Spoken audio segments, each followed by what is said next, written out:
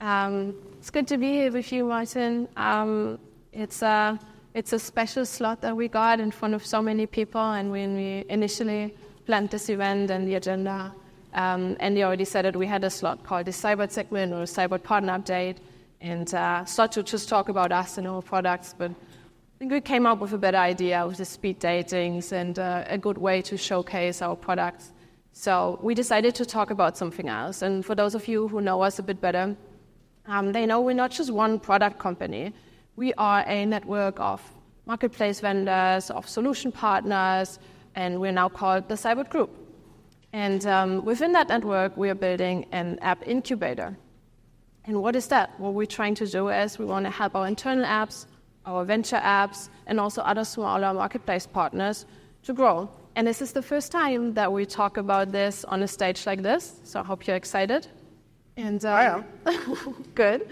To kick this off, I wanted to start with Atlassian's slogan for this year for Team 24, because progress is impossible alone. And I think to me this statement makes a lot of sense in different business contexts. We want to grow. We want to grow personally. We want to grow our businesses professionally. And I want to know from you what that means specifically to you for the last decades of Seibert Media. Yeah, so it's kind of like a generic thing to say it's impossible alone, because we all know we can do some things good and others we can't. But for Seibert Media, it's been really a big difference to have partners that know stuff. Let me try to explain with our most successful app, which is Draw.io. And I still, until today, don't know too much about diagramming. There have been two founders, Gaudens and David, who they really know that. They have made a product that is outstanding, that people love. It has the most installs by far on the Atlassian Marketplace. It has a lot of very good reviews. It's ubiquitous. It's everywhere in almost all instances that we see on Confluence. And it didn't start that way. When we started, those two came with kind of like a glass ceiling, and they needed a lot of stuff, marketing, sales, things that we could do back then. It was a small app. It was a free app, and there was a big competing app that most of you who've been here for longer probably still know. They had 20K installs. We only had 2K installs. When you went to Atlassian, they would sell this diagramming app on top of Confluence and Jira in their basket.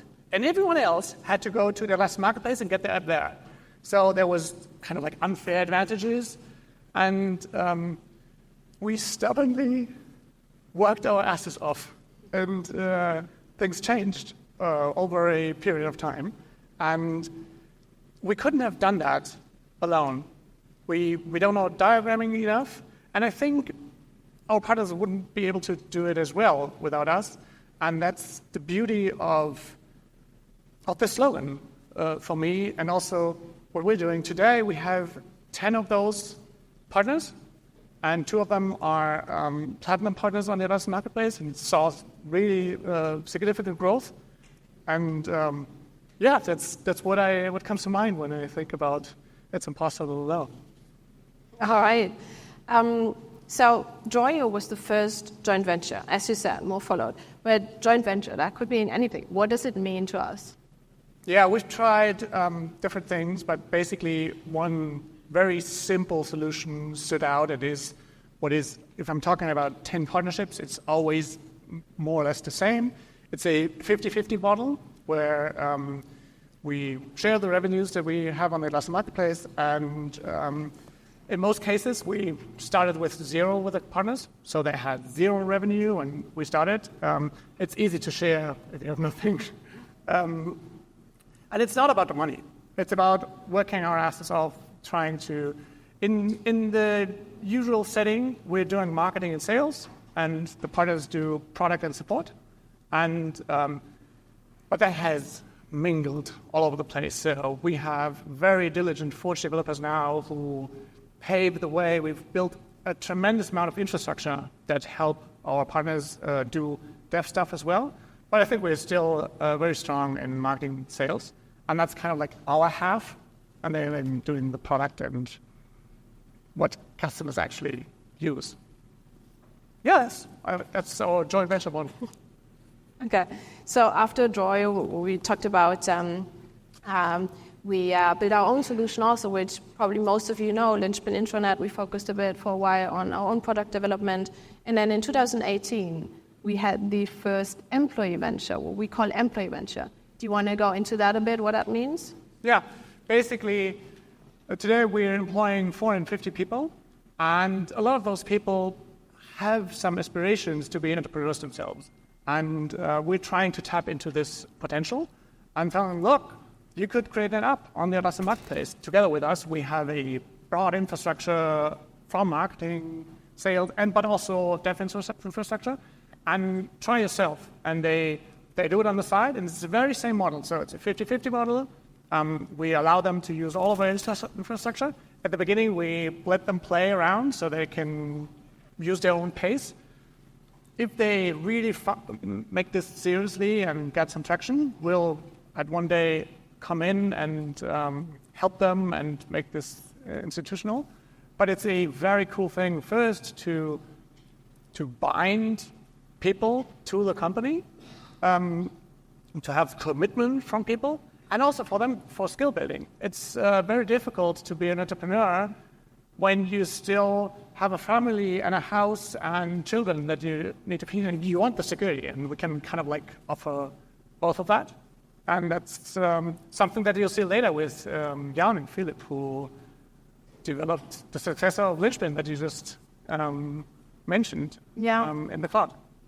You just said it. Jan and Philip will be here, but also probably a few of you have met Julian just now during the speed dating. He's a co-founder of Big Easy, who's responsible for templating app. And I would say it's different, right? Like you have an idea, you can pursue it while you're still working, you have the security from your employer, but why is this model also attractive for other marketplace partners, as you said, that already made revenue? Why is it attractive for Actonic, for Quirk Consulting, or other marketplace partners that we are working with or that we want to grow into successful apps on the Atlassian Marketplace? Yeah, let's say a year ago, I would say it isn't. And I thought, why would you, who are creating apps, can I ask, so who is a founder, who's working in a company that's creating Atlassian Marketplace apps? I see some hands. Okay, so why would you want to share 50% of your revenue with us? I didn't know a year ago. And then those came, and they did. And once we started thinking about that, there were a lot of models that made it very easily. It could be money, but there's a lot of other things. And basically, I think some of these people that feel attracted to that, they do see some sort of glass ceiling. So they're doing that for a while, and they say, oh, if I really want to scale that now, I have to hire a lot of marketing people, but I hate this stuff. Or I have to make my organization so much bigger, and I can't do it. It's not my thing. And that's kind of like our pitch today to you. If you're in that situation, please talk to us, and maybe it's something that we can do together. And I'm super interested in finding out how that could work. We're not a set-in-stone company. We're trying to adapt to what the market actually needs. Yeah.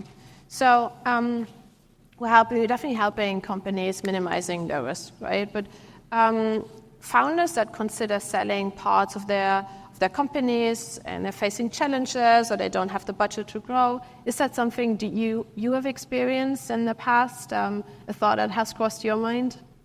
Oh, it's crossing my mind twice a week with some venture capitalists asking me, don't you want to sell Draw.io, don't you want to sell Seibert Media as a whole?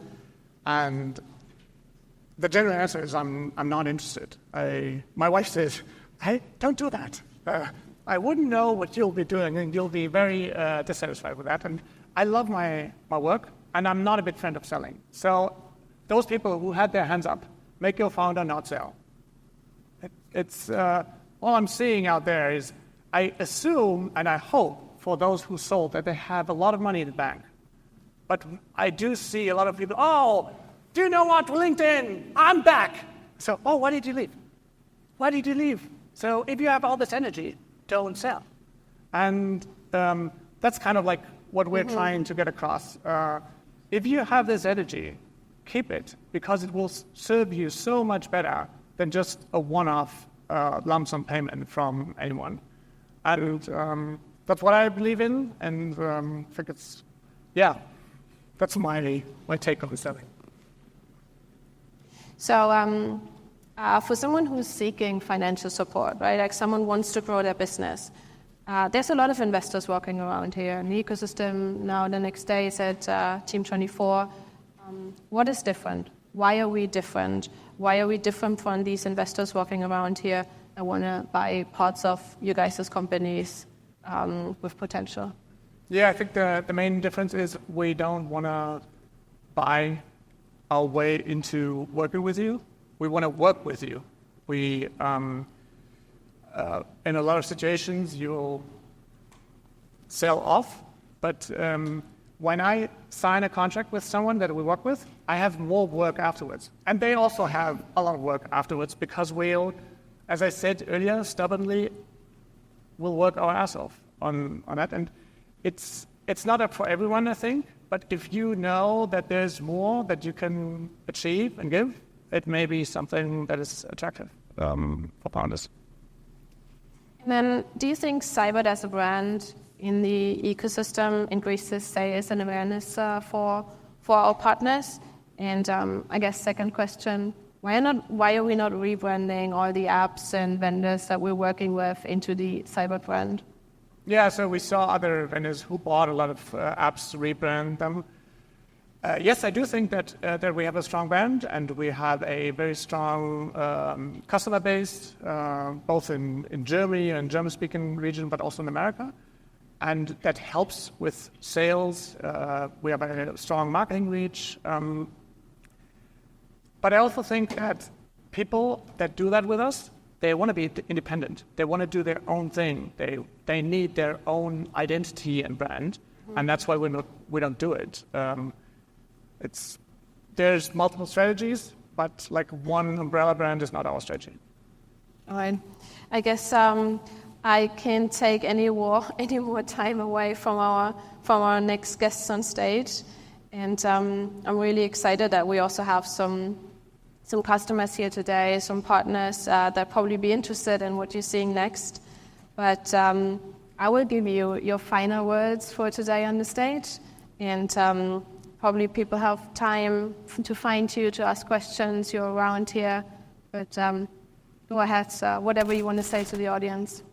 Yeah, so I would have loved to take questions. Unfortunately, we don't have time. So if you want to talk about this, please talk to me.